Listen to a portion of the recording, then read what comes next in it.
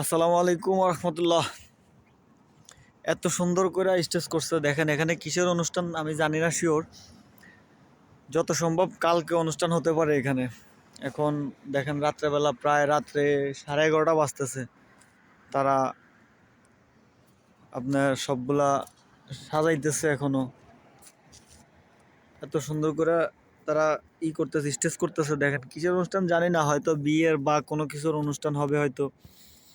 চারিদিকে মনে করেন যে সোফা বিছিয়ে রাখছে।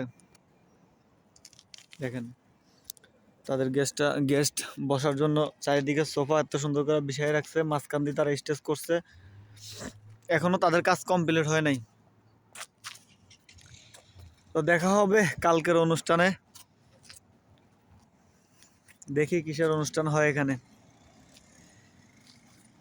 আসলে এখানের মধ্যে দু একদিন পর পরে অনুষ্ঠান হয়, এই জন্য আমি ভিডিওগুলো দেই। তার কারণ আমার রুমের সাথে এই মাঠটা, এটা কিন্তু একটা ঈদগাহের মাঠ। এই মাঠের মধ্যে দু একদিন পর পর, মানে মনে করেন এদিকে আশেপাশে যত অনুষ্ঠান হয় সবগুলো এই মাঠের মধ্যেই হয়। আর আমার রুমটা হচ্ছে এদিকে এই বিল্ডিংটার পাশেই।